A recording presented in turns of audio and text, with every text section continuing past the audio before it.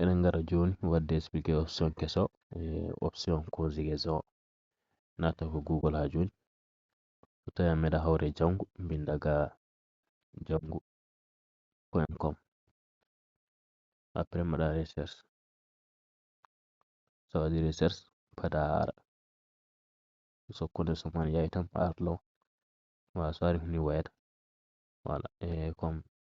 mbaɗa version téléphone ko ni wayata direct sa ari lesga a tawata ga jangu mais ko doga ɓotta hedde ɗiɗo diidi tati gonɗo voilà sabu ɗon na hen oɗon ɗo na bartelo sottillima yan ɗon winda jangu ɗon winda accueil ɗon winda cour mboɗɗa cour en sa ɓoɗɗi ayan ɗo ɗiɗo fo jaltoɗo en windi ɗo alphabet dictionnaire pular grammaire pular conjugaison pular jour de la semaine mboɗɗa conjugaison pular o sa ɓoɗɗi so ɗum ɗo ari jagani waɗi fermé doga mboɗɗa fermé o après sa ɓoɗɗi ma yiɗo conjugaison de verbe jaha less sa ya less ne windi foof ɗo winda règle de conjugaison holno yarata ɗon mbaɗɗen ko terminaison goto ɗum woni d o winda ɗo les verbes qui se terminent par d prennent la terminaison a tout en supprimant le 2 asami kokkiɗo exemple yeru ñamde ñama voilà joni ɗo wiya certains verbes changent de radical au pluriel verbe aji goɗɗi ɗin changean lew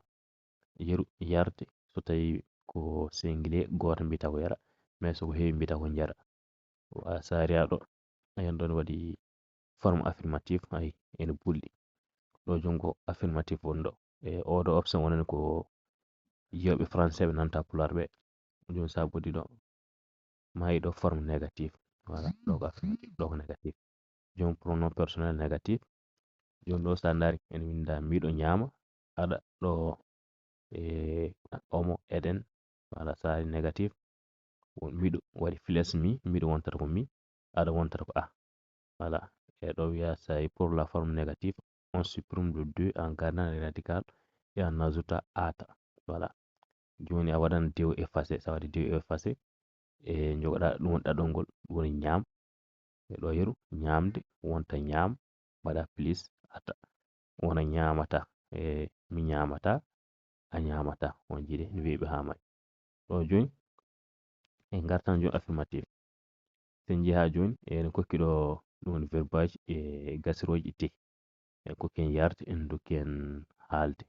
joni ɗon winda verbe ɗon winda traduction ɗon winda singulier ɗon winda pluriel maintenant pluriel y to ɗo ko yara wonta jara on jiiɗi explication en wi amma eɗen gara wadden exercice ko ɓoytani on calminama